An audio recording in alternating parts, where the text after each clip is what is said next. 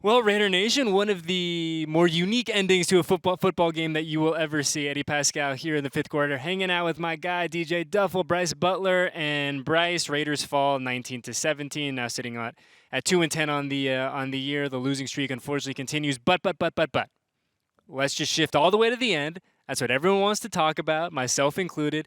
That final play with 15 seconds left. Let's just Mhm. kind of talk through this a little bit and get kind of like a better grasp of everything that happened. So Raiders driving down the field, candidly, with a chance to win the game, right? Daniel Carlson didn't have his best day, but you're putting him in position to at least have a game-winning field goal attempt. Then, Yep. with 15 seconds, we get, as it reads in the official game book, 15 seconds out of the shotgun. Aiden O'Connell fumbles, aborted at Kansas City 38, touched at the Kansas City 38, recovered by Nick Bolton at the 37, a penalty on Las Vegas, a legal shift, penalties declined. So, for everyone who was watching at home, they saw the same thing that you and I saw. Dylan Parham gives JPJ the old "here we go" slap on the thigh. He snaps the ball. Aiden's certainly not looking for the ball. So I guess my question is this, Brice: does this all stem this kind of bizarre 4-second play to effectively end the game? Does this all kind of stem from miscommunication, just a weird instance, or some kind of combination of both? Yeah, I think it's one of those things where it's at the end of the game. We're in 2 minute drill. It's we're at I don't know what they call it, but we're at Kansas City Stadium. Mm-hmm. So it's loud. That place is loud. So all week you're working on silent counts, right? Guard looks back at quarterback. He gets the like we're actually going now. He looks back. He taps the center and then the center, snaps the ball. Now, sometimes when you're on ice cream, which is basically like, you're faking the snap just to see what's going on, and then the quarterback, changes the play and moves it around. The guard will fake tap the center. So he'll tap him as if like we're going to go, but like it's just to kind of make the defense feel like something's going to happen. And as you can see, Aiden was just watching. He was looking to see what the defense was going to do. He was not expecting for that ball to be snapped. So I do. Obviously, I don't know exactly what happened, but my guess would be, it was a big game. It was nut cutting time. You got rookie center. He's kind of forgetting what's going on. He gets the tap. He thinks it's time for him to snap the ball. He snaps it. I'm I would say I'm probably leaning 80% on that's what happened. That is what happened. Obviously Aiden's not gonna like call out his center. It's always gonna be on him when you have situations like that, executional snapping logistics, if you will.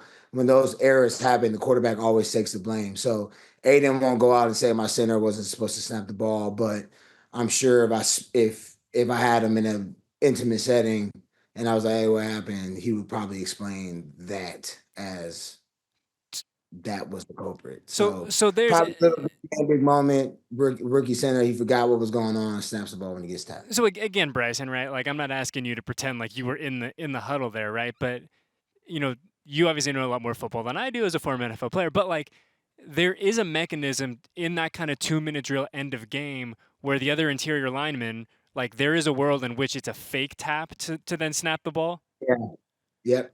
Yes, there is. So you want everything to look the same, right? So obviously you're basically going on silent counts. Like when you play at these places like Kansas City, you go to Seattle, silent count all game. It's too loud. So you're not going off of the sound of the quarterback. You're going off silent counts all game. So it's really imperative for the quarterback, guard, center to be on, Be on the same I can't page, even yeah. speak. I'm sorry, bro. To be on the same page. So like that literally, and we didn't really see too many problems with that. Problems with that today. But sometimes things get to going. Maybe that whole drive it was quick snaps, right? Because of the fact that we're going quick, we don't have any more timeouts. So then we get to that moment where it's like we're slowing down a little bit, and guard tap center. Center's like, every time we've been doing it, we've been snapping it. He snaps it. Yeah. Quarterback's not even looking at it. Yeah, So it's yeah, just it's one of those things, Bryce, where it's like I think from a fan perspective, you're sitting there and you feel great about how the first part of the 2 minute went, right? I mean, the Raiders get the ball back with yes, 156 left. So you fast forward, I'm doing my math real quick. So you feel great about the first 141 of that 2 minute yeah, drive, right? Moving the ball, Aiden's being smart with the football, which is really a theme for the day, and we're gonna get to his day here in just a second. But there's that natural level of I mean, you watch the broadcast and Carlson's getting ready on the sideline, right? Like everyone, the operation is fully in motion, and then the abruptness of which this game ends is I think that's probably if you're a fan, that's the part of it where you go like, how did this happen today? yeah. And I was like confused too because I was like, if it's a legal shift or a Yeah, legal formation, isn't that like a dead ball penalty? Like, yeah. There's so there. then I was like, go ahead. No, I was gonna say I was actually gonna ask you about the illegal shift kind of aspect of it. Yeah, like I kind of was like mind you, I ain't played in the last 5 years, but I was like, isn't illegal shift like a dead ball? You stop it, or is it not? No, actually, I think it's not because I remember vividly scoring a touchdown. One of our guys wasn't set up, and then they called it back, and they were like illegal shift. Hmm. Yeah, so I guess not. So yeah, so the play still goes on. It was just one of those endings where like I was recording it on my phone. Like it was funny. Like I was like, you know what? I want to record this in real time on my phone. So like if they win this game, I'm gonna do something crazy, screaming or whatever. I'll post it on my socials, right? Like Hmm. so I'm recording it, I'm recording it, and then the snap happened, and then I'm like, hold on, what's going on? Like, you know what I mean? Like, flag, like, okay, we'll get another chance, we'll get it back. And then they were like, decline, plays over. And I'm just sitting there like, what just happened? Well, I think that's Like, I think that's the other element of it, little Bryce, where there was so much confusion on the field. Like we're in the studio and everyone's looking around at like, okay, like to your point, like is this a dead ball foul? Like is there going to be a runoff? Like because if like we were thinking too, right. like Because I'm like, it'll be one yeah, second. exactly, right. So then and then we were kind of going through the operation of like, okay, you don't have a timeout, so when the clock would start, like do you have enough time to get the field? Like there's all these things going on there, and I think that the element of confusion and the element of uncertainty as we waited for that 90 seconds in real time as the refs are going through and parsing everything out, I think adds another level of like kind of head scratching, like what do we have going on here? But I think like the big picture of all this, and unfortunately the stuff that gets lost when you have a bizarre ending like the way that we did today, is the Raiders went toe to toe with the champs. They really did. They had a game as imperfect and ugly and disjointed at times that this game was. The Raiders had a very real chance to go down and win a football game on the road at Arrowhead Stadium, which is no easy feat. And I think like if I had told you, Duffel, coming into this game that Aiden O'Connell was going to throw for 340 yards, 2 touchdowns, no interceptions, the Raiders would have their best rushing day in about 2 months. And Patrick Mahomes would finish, well, I guess his day finished well, but they'd be very one dimensional in the sense that that running game, excluding one long run from Isaiah Pacheco, was non existent. You would have taken that every single day of the week. 100%. And like I said before we got on, like they played winning football today. Like that was a divisional rivalry game.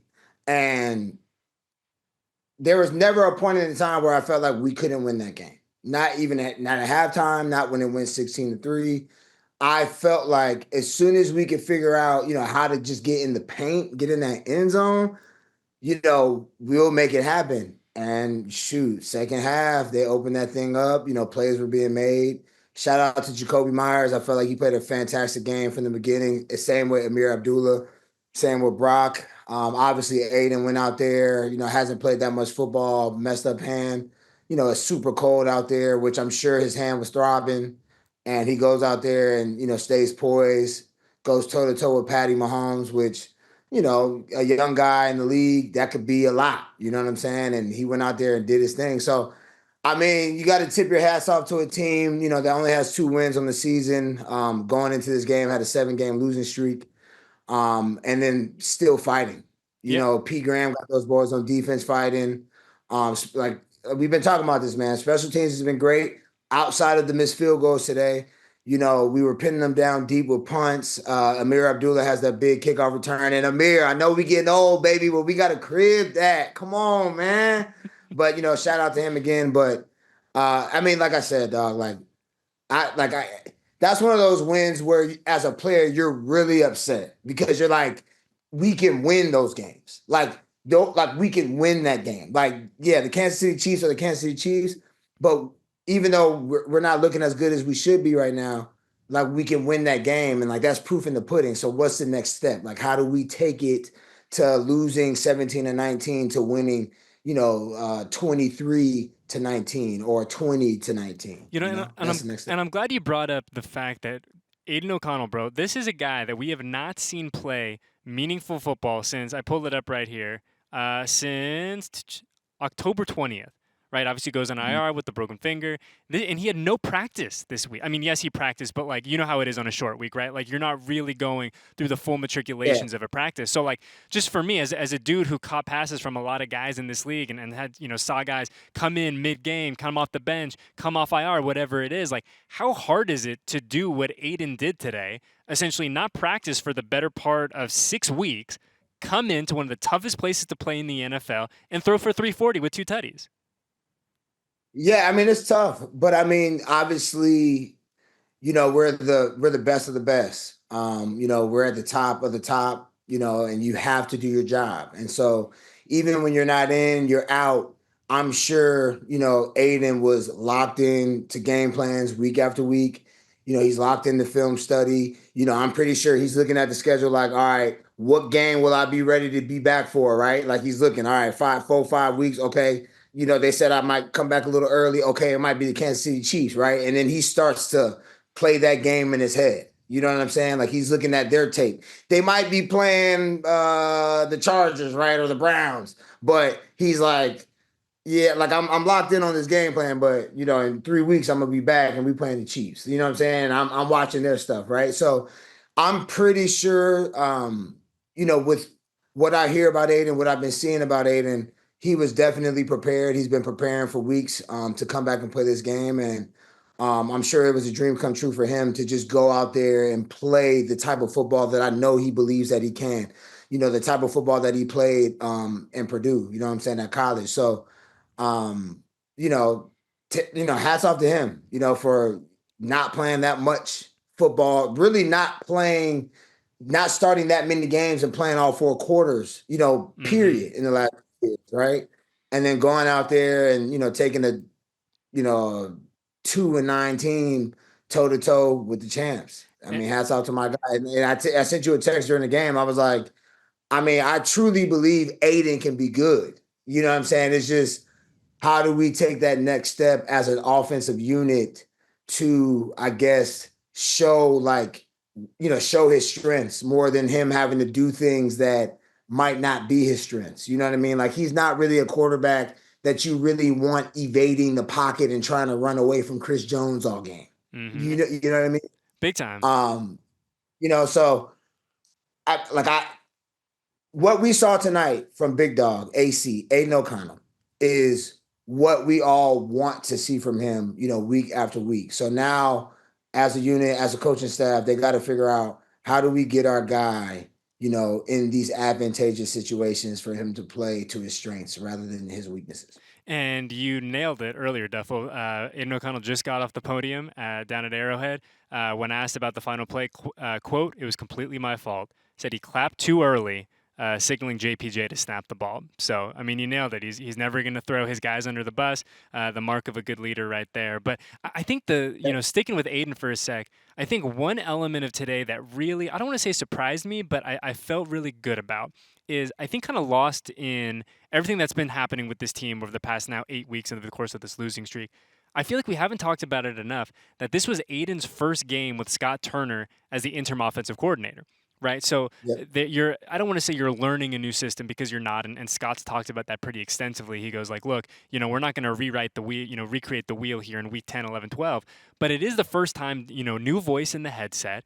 And I thought that Aiden really, without the practice time and all, he looked really crisp. Like it didn't look like there was a lot of rust there for him to knock off because you and I have seen guys that miss an extended period of time and they come back and it takes them a little bit to get their sea legs about them.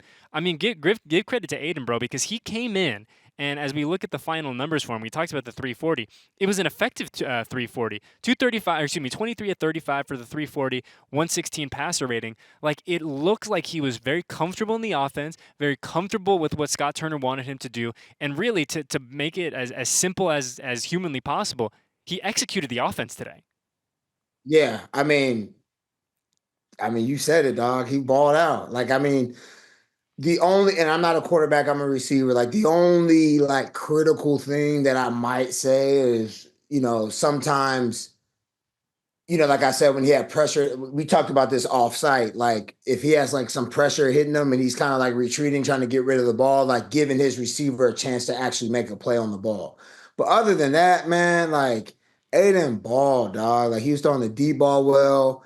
He was reading the defense well. He was taking what the defense was giving him. Like that one shot that earlier in the game, Jacoby Myers on the left sideline, on the Chiefs sideline, it was like a little double. I don't know if it was a double move or just a blown coverage and he just ran a go and Aiden saw it and was like, let's get rid of it. Catchable ball. Jacoby comes back, catch the ball.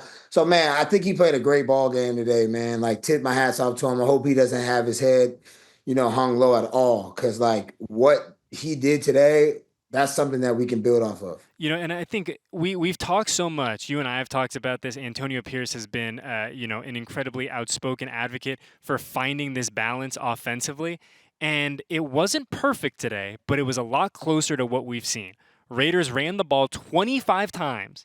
Aiden Yep. O'Connell threw the ball 35 times. So I think in a perfect world for AP, you wanted to, let's maybe say 28 and 31. But I mean, from where this team was a few weeks ago, Brice, to not only being more balanced, to being more dynamic in both areas of the game, the Raiders rushed for 100 yards. They rushed for north of 100 yards. It's the first time they've done that since week 7. It has been a minute. We saw the stats throughout the entire broadcast about how much the Raiders have struggled to run the football. And you talk about giving some love and tipping your cap. Sincere McCormick, a dude who started this season on the practice squad, finishes the day 12 of 64, north of 5 yards a carry, and was in so many ways, Brice, the heartbeat of what this running game wanted to be. And we saw it. You talk about the proof being in the pudding. When the Raiders are able to effectively run the football, it just makes everything so much easier for them. Yeah, yeah. I mean, we talk about it every week, dog. I Mm-hmm. mean, at least when I'm on here with you, we talk about the rush, the running game, the running game, the running game. And I think, the NFL is moving kind of away from the running game, but we see that the successful teams typically have a fantastic running game. You look at Baltimore's, you look at Phillies, those teams can run the ball well. And so I'm happy that today that, we had 60, I think we had like 58 rushing yards in the first half. And then in the second half, we ended with a little bit north of 100. So that means they kept running the ball. And to me, that tells me that, Turner was not abandoning or feeling like the game was too far out of reach for them. Like he felt the same way I felt watching it, where I was like, we're not far off. We can win this game. So let's play our game, which was let's hand the ball off, let's throw the ball. Let's hand the ball up, let's throw the ball. So they did that today. I mean, McCormick ball, Amir was balling. And yeah, like we have to keep doing that. If we can keep, dominating the line of scrimmage, doing what we want to do in the line of scrimmage on both sides of the ball, which we did today, in my opinion, we'll be able to play closer games and be in situations at the end of the game where we have a chance to win for Yeah, sure and, every and week. and I think one thing, talking about the running game and how this is the first time it's really popped in gosh, in about 2 months. I think a lot of that has to do. This is the third game in a row, Brice, where the Raiders have started the same offensive line. It felt like the first, 7, 8, 9 weeks, it was a different combination of offensive linemen. We're now 3 weeks into the same line. We'll have to wait and see how everyone comes out injury-wise from this game. But the expectation, you would assume, considering everyone finished the game not on the injury report or the game report, that you would now get 4 games of the same offensive line, the same five starters. And I think now we're seeing that everyone likes to say, oh, well, there's no consistency, no consistency. Well, when you have that consistency, it might not be sexy to have the same five offensive linemen, but it is so paramount to any NFL team being successful. Like you just can't have the moving pieces the way the Raiders did earlier this year. Yeah, I mean, it's basically like you have to think of, that those five guys up front as, siblings, where if you have five brothers and sisters, between the ages of 14 and 19, and they go hang out with people at the park, you're gonna pretty much stick together, right? You're gonna know how to talk. If your sister's over there and she says something a certain way, then the other four brothers they're gonna come to her aid versus her saying something else, and they're like, oh, nah, she's fine, she's cool. She didn't give us a look, like she's smiling, she's laughing. You get what I'm saying? So Mm-hmm. when it comes to that offensive line, like that's the one unit on the field where you can't have a lot of, you know, turning, a lot of people leaving, like, right tackles this guy, the left tackles this guy this week, and they switch because they have to be comfortable with each other when it comes to the communication.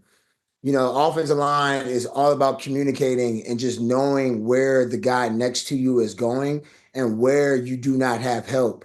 So that, and then if that's the case, if the left tackle knows I can't get these two guys, I only can get one of them, then the quarterback and the running back know, hey, like that guy is over there. We can't block, we can't account for him up front.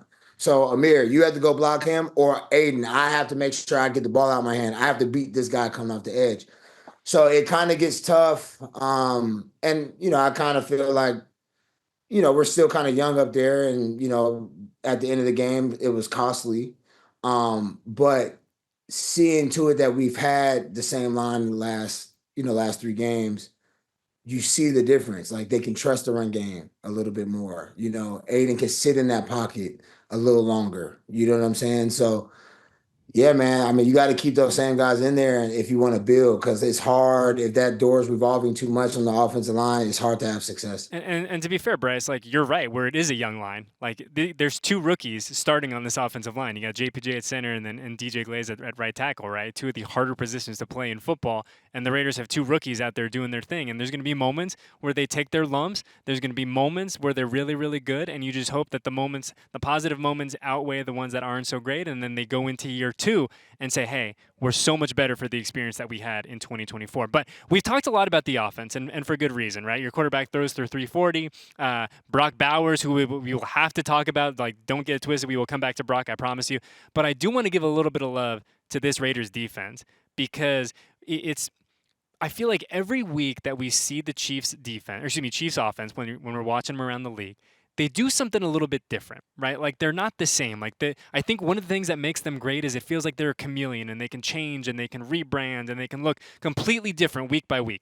Well, give the Raiders credit today, Bryce, because they've made the Chiefs offense one-dimensional. We talk about balance, right? On the Raiders side of things, 25 rushes, 35 dropbacks. Patrick Mahomes threw the ball 46 times. They ran the ball 16 times.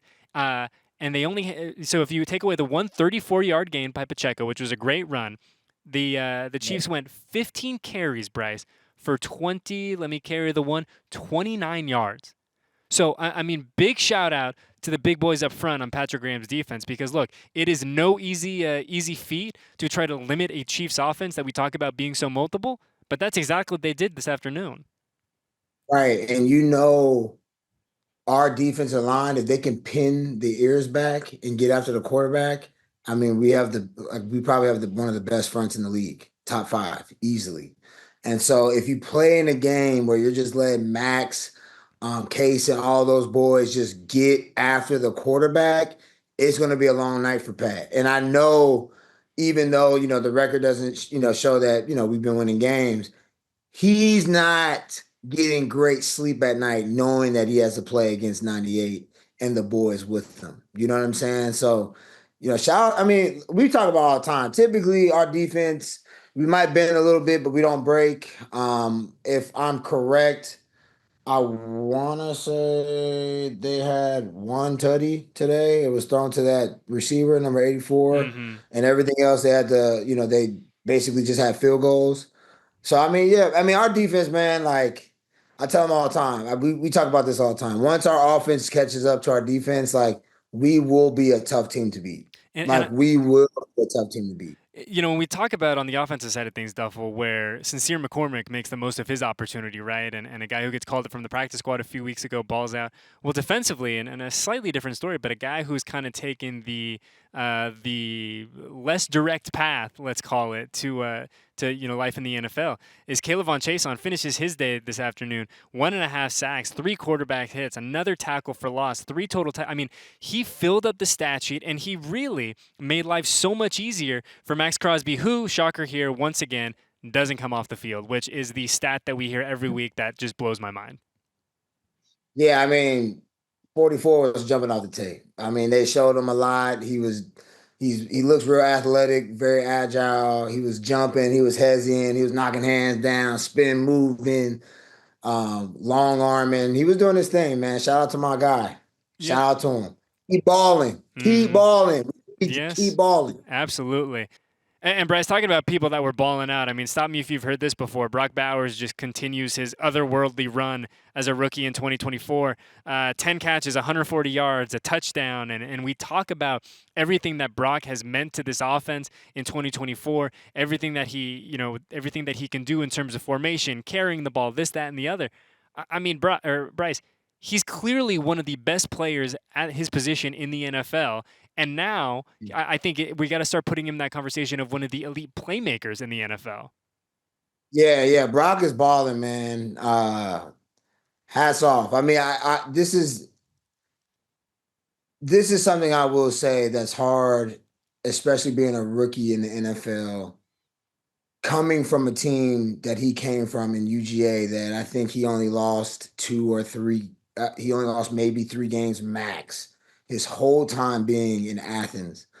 And, unfortunately, we haven't won that many games this year. And week after week, he is balling out. Like he is playing football, dog. And like, yeah, it's easy to say, oh yeah, he's making good money. He's a first round pick. He's getting paid. Like he should do it. But man, like at the end of the day, like when you're on the field, like your pockets don't matter. You're playing football, and sometimes it can be hard to go out there and play your best ball when you're not winning games. And so just to see him like playing with the same excitement week 12, 13, whatever week it is that he was in week 1, you know what I'm saying? Like that's great to see from a guy like that. And that shows me that he's going to be a guy that doesn't matter what kind of storm is out there. Like he is going to put his best foot forward. He loves to play football. He's passionate about it. And he just wants to go out there and make plays. I mean, that dude is crazy. I don't know how much he weighs, but he looks like I know he's a little taller than me because I interviewed him before. So he got to be like 240, 250. It looks like he runs a 4.4. He's agile. He's jumping over cats. He's juking cats, stiff arming cats, jumping over people making catches.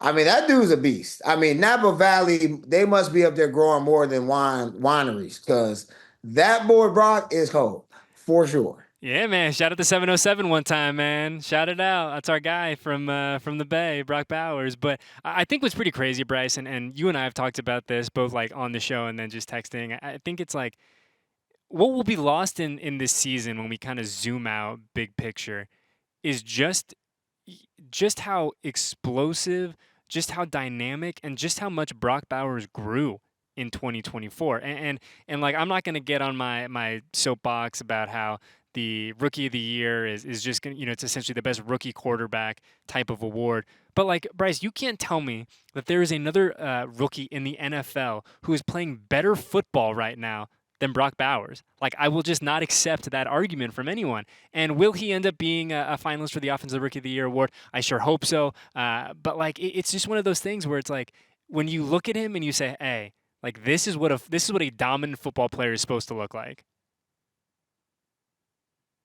Yeah, I mean, he's like I said, like he's cold, dog. I mean, I don't know if he'll get offensive rookie of the year or player of the year, whatever it's called, but he will definitely be a finalist. He has to be. Like And he, and this is my thing, right? It's like he at least has to be in that conversation, or I think that it's time that I don't want to say like completely change the award, but like it is one of those things where And this isn't to throw shade at any rookie quarterback at all, but it's like you look at, huh? Typically, quarterbacks get it. Yeah, it feels like a quarterback award, but then you zoom out and you look at this guy who is having a historic year in the history of the NFL. And all I want to do, Brice, I just want to have a talk about it. That's it. I just want to have a talk about it. That's all I'm asking. Right. Let's just have a Yeah, talk. But yeah. Broncos.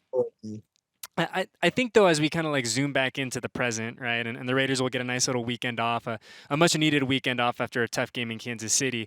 They will now, have a few days off to kind of get ready. But sitting at 2-10, we live in a world of reality, Bryce, and you and I were talking about like you've been on teams that have had these stretches. The Raiders haven't won a game since the end of September. Like, what is the key to kind of keeping everything together, keeping morale high as it can be, understanding where you are kind of in the season, where you are in the standings, and making sure that regardless of what happens over the next 5 6 weeks, is that the fight remains there, the effort remains there, and I think that if you look at the game today. I think one thing that we cannot debate, one thing that is not up for, unquestionably, is that this team is still playing hard. Like, this is a team that Yeah. is still going out there and putting their best foot forward every single game day. How do you kind of replicate that now over the next 5 6 weeks?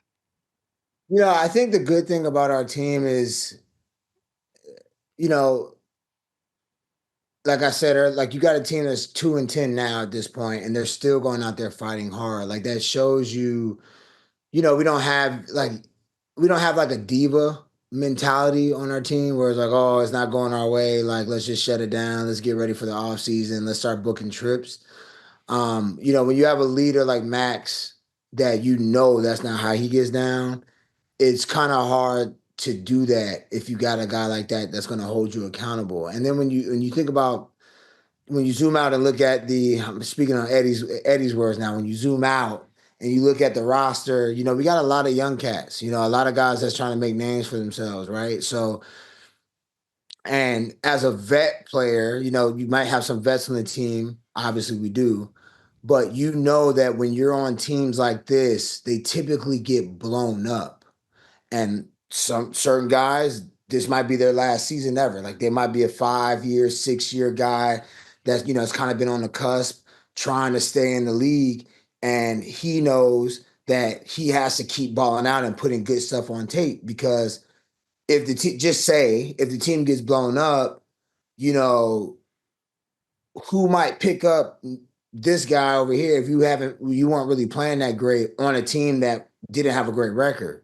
You get what I'm saying? So what I see, AP has those guys still balling, like fighting, like literally fighting for their lives. Because when you think about it from a zoomed out perspective, like you are fighting for your life. You know what I'm saying? Like it doesn't always work out for certain players when a team, is two and whatever or four and whatever. Like nothing is locked in. You know what I'm saying? Like there's no locks on the team, at that point. Even, obviously Aiden's the same way, right? Like, yeah, he knows where the team's at. Yeah, we know that we might not be in the playoffs, but Aiden's like, hey, like I want to be a starting quarterback in this league for like a full season. Like I want to be the guy going into this upcoming season. I don't want them to want to draft another player. So like he has to go out there and prove himself every week. You know what I mean? Amir, he's an older guy. You know what I'm saying? He's been in the league for a while at this point. He's like, nah, like I got to still showcase that I can still pick him up and put him down with the best of the best. So I need a ball out on these returns. I need a ball out when I get the ball, when I get these touches. There's a lot of players that are in these situations where like I'm not where I want to be at. So I don't care if our team is 2-10. I will make sure I do my best to put the team, in the best situation that we can be in as a whole collectively, so we can be in these games. And I mean, that's exactly how I was my first 2 years when we were losing a lot of games. It was like, hey, I'm not where I want to be. You know what I'm saying? Like I'm not catching 75 balls, 100 balls. Like, so I'm going to try to make sure I do the best with the opportunities I get, in these games, regardless of the score and regardless of what time we are in the game. These people can look back at last year's tape and say, like, yeah, they were losing 30-7 with 3 minutes left, but that dude was still busting his ass, trying to get blocks on the backside, you know what I'm saying, on the backside block. You know what I mean? So I'm sure AP is really preaching that, and you can tell like somebody's preaching it, because that's what we see when we watch the tape. Like we're not seeing a team that's giving up. We're seeing a team that's actually going out there and balling. Obviously, earlier in the year we played Carolina. There was a lot of dudes making business decisions. I don't see that anymore. Like I don't see that when I watch the Raiders play. Like, yeah, we might not win, but I don't see those guys like clocking out like, we ain't gonna win this game. No, everybody's like fighting, thinking, believing that they have a shot to win every game, even if we actually don't. Yeah, and I think the reality too, Brice, is that the hope is that over the next 6 weeks, the young guys take a step forward. You see the development from the young guys, and to your point, right? Like, and we hear it from every team in the NFL. Even during preseason, right? Like, there's the eye in the sky don't lie. So even if you're getting snaps and you're not, I don't know what my future looks like next year. Well, you're auditioning for 31 other teams, right? That's the reality of life in the NFL. So you need to put your best foot forward, and I think to me, coming out of this, and it's really easy to hang your head and to be bummed out and to be disappointed, and all that's fair, right? But I think that in the course of an 8 game losing streak, I think it's also easy to, like you said, pack it up, say, hey, we're going to try it again next year. And that has not been the case for your 2024 Las Vegas Raiders. So they will enjoy the weekend off and they will get back to work and hopefully turn this thing around next week in Tampa, right? Isaiah, I'm looking at my guy, Isaiah. Yep, next week in Tampa. All right, Duffel, I know you're one of the busiest guys in sports media these days. What do you got cooking that we need to be watching out for? Man, we got some heat that's about to start dropping with Sports Illustrated. Been shooting shows, one golf show and another show called Off Day, where we take your favorite athletes that you love and admire and go hang out with them on their day off just to make sure, like to make them humanized a little bit. So we got some stuff. I think they're going to start dropping them in December, and we're going to start dropping one of each show per month for the next like 4 or 5 months. So I'm excited for that. And next week, I'm going to miss you guys, the Tampa Bay week, because I am going to the Middle East to shoot another show and play a little golf. So I'm excited for it. Say no more. Unleash the content, Duffel. Unleash it. I know that you've been sitting on a lot of stuff for a long time, and so I'm stoked that we're getting oh so close to unleashing it on the public. Well, man, it was great to see you. Happy holidays to you and yours. It's always a pleasure to see you. And then safe travels out on your world expedition, and then we will see you against the Falcons. So in the meantime, we're gonna have a lot of fun along the way. Make sure you check out everything Duffel's doing. He'll keep you entertained. I promise you that. So. For Eddie Paskal, my man Brice Butler, and everyone else at Silver and Black Productions, happy holidays, Raider Nation. Keep your head up. We're going to figure it out, and we'll see you guys next week on a Sunday for our usual timing of the fifth quarter presented by Twitch.